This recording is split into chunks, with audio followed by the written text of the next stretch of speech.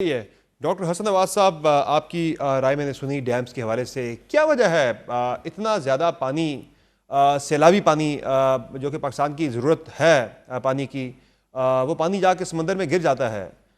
ہم اسے کیوں سٹور نہیں کرتے اور کیوں سٹور نہیں کرنا چاہیے؟ ڈیمز کیوں نہیں بنانے چاہیے؟ اچھا، سب سے پہلے تو ہم نے یہ دیکھنا ہے کہ ڈیم ہم بناتے کیوں ہیں. سٹوریج کے لیے بناتے ہیں اور بجلی پروڈیوس کرنے کے لیے بناتے ہیں. تیسرا کہا جا رہا ہے کہ فلڈ بھی اس سے کنٹرول ہوتا ہے. فلڈ کنٹرول نہیں ہوتا. یہ ڈیمز کو آپ آؤٹ کر دیں اس چیز سے.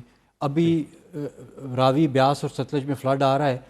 تینوں دریاؤں پہ ڈیم بنے ہوئے ہیں اور فلڈ پھر بھی آ رہا ہے. 1992 میں جہلم میں فلڈ آیا تھا، ہمارا ڈیم بنا ہوا تھا، پھر بھی سیلاب آ گیا. اور 1994 میں وابڈا نے اپنی رپورٹ میں یہ لکھا تھا کہ ڈیم فلڈ کنٹرول نہیں کرتے.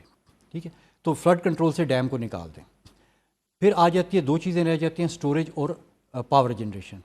پاور جنریشن میں ہم نے یہ نہیں دیکھنا کہ ہم نے ضرور بجلی ڈیم سے بنانی. ہمیں بجلی چاہیے، چاہے ڈیم سے ہے چاہے کہیں اور سے ہے. صحیح ہے. ٹھیک ہے، رن آف دا ریور پروجیکٹ بھی دنیا میں کئی رن آف دا ریور بھی ہے، جو بھی ہے وہ ہائیڈرو پاور ہے یا جو بھی ہے، at the end of the day ہمیں الیکٹریسٹی چاہیے. تو اب اس میں اگر دیکھا جائے تو اس وقت جو ٹیکنالوجی ہے 21 سینچری کی ہم بات کر رہے ہیں، فیوچر کی بات کر رہے ہیں. 21 سینچری میں اس وقت جو سولر کی بجلی ہے ود بیٹریز اینڈ سٹوریج، وہ ڈیم بنانے کی بجلی سے تقریباً 100 گنا سستی ہے، 100 ٹائمز چیپر.